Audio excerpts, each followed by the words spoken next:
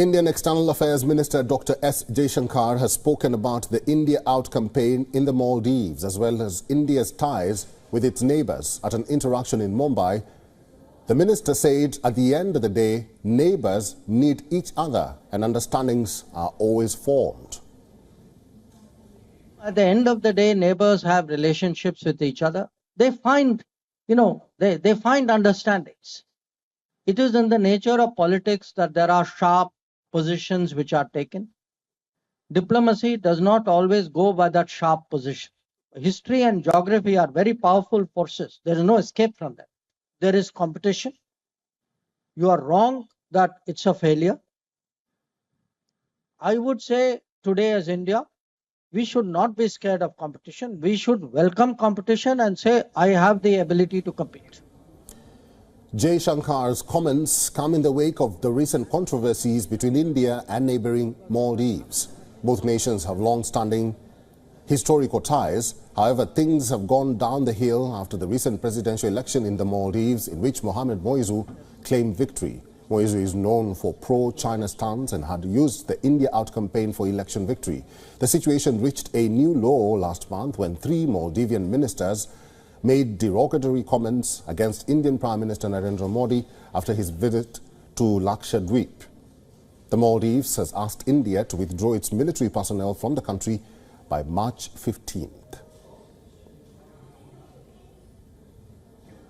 Sidhan Sibol is our principal diplomatic correspondent. He's now joining us live from New Delhi. Good to see you, Sidhan Sibol. We've heard from the opposition leader in the Maldives. He's asking the president-elect or the president of the Maldives to apologize to India. We are also hearing from the External Affairs Minister of India, who says that these neighbours can work together. What can you say about this latest development?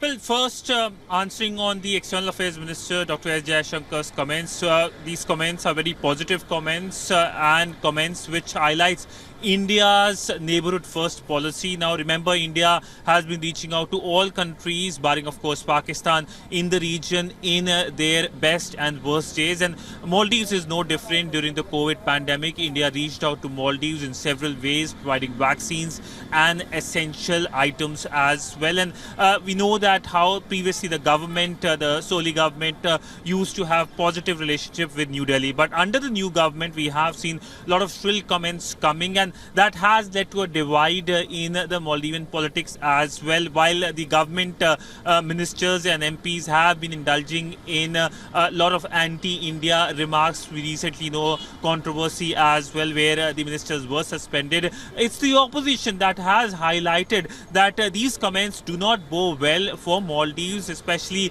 given that India is an important development partner. We also know that President Moizu, after his China visit, made certain remarks without taking India's name, saying that they can't be bullied, for which now several members, including, of course, opposition members, have been calling for an apology by Moizu, the president of Maldives. But it looks like it will take some time, given right now that internally President Moizu is facing a lot of resistance, including, of course, now the opposition calling for impeachment as well. Sidhan Sibol, on your last point, what more do we know about the impeachment process or the impeachment motion in the Maldives?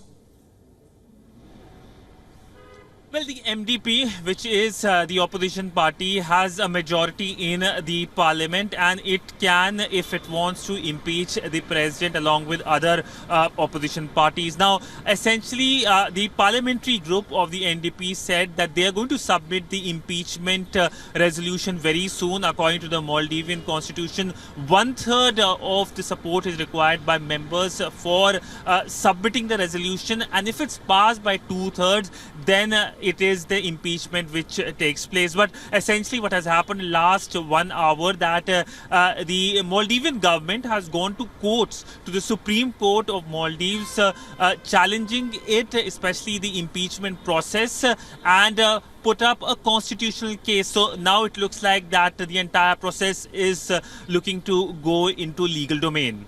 All right, live from New Delhi, that is our principal diplomatic correspondent, Sidhan Sibol. Thank you, Sidhan. WION is now available in your country. Download the app now and get all the news on the move.